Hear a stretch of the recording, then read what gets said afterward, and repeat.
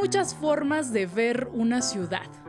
Una de ellas es no solo a través de lo que tiene, sino a través de lo que le hace falta. Este es el caso de Femitour, un tour dedicado a las grandes mujeres de la historia argentina y la lucha por verlas representadas en las calles de Buenos Aires. Lo que nos veníamos dando cuenta desde hace unos años antes es que no todos los recorridos que hay en la mayoría de las ciudades son recorridos en donde se cuentan la historia de esos lugares y esas historias siempre son protagonizadas por varones. Y nos empezamos a preguntar, bueno, ¿qué pasa con las mujeres que vivieron en esta ciudad, que hicieron historia, que fueron importantes en ese país? Entonces empezamos a crear también una propuesta que pudiera contar esas historias y a la vez que pudiera mostrar cómo esas historias no están representadas en las calles de nuestra ciudad.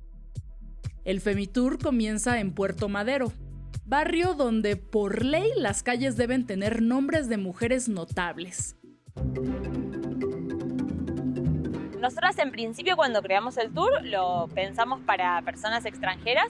Nos dábamos cuenta que había muchas personas que venían de afuera queriendo saber qué pasaba en Argentina con el feminismo, con el movimiento de mujeres, sobre todo después del 2015, que fue cuando, digamos, se masificó el movimiento con el Ni Una Menos, y bueno, poder darles acceso a esa información. Pero rápidamente nos dimos cuenta que las personas de acá también estaban interesadas, quizás no en conocer qué es lo que estaba pasando en este momento, pero sí en poder historizar esto que estaba pasando, conocer las historias de mujeres que nos precedieron y que influyeron en las cosas que están pasando ahora.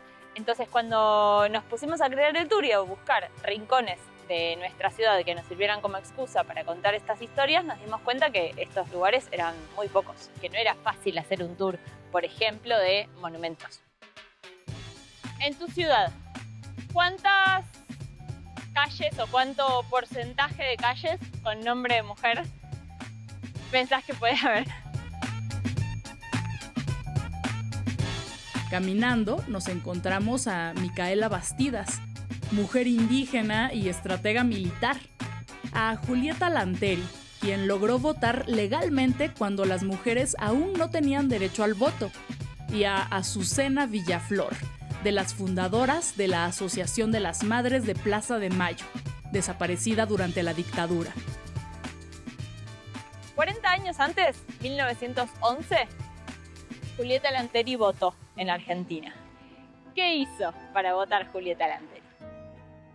Entonces, a partir de ahí también nosotras empezamos a redescubrir otra ciudad, desde otra mirada, con otras historias, o con historias que ya conocíamos, pero que también empezamos a investigar y a profundizar y a conocer un poco más. Entonces, bueno, digamos, ahora yo cuando camino por la ciudad no solo voy a trabajar y vuelvo, sino que miro un montón de otras cosas. Por ejemplo, cómo se llaman las calles, cómo se llaman los parques, cómo están representadas las mujeres en los monumentos. Ahora yo cada vez que viajo miro las ciudades desde esta perspectiva, me hago estas preguntas: ¿cómo estamos representadas? ¿Qué historia nos cuentan las calles?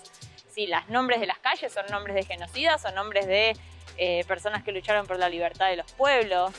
Una perspectiva totalmente distinta de cómo pasear por un espacio público, básicamente.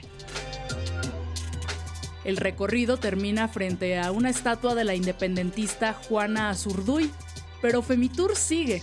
Nos acompaña en una nueva forma de conocer Buenos Aires y otras ciudades.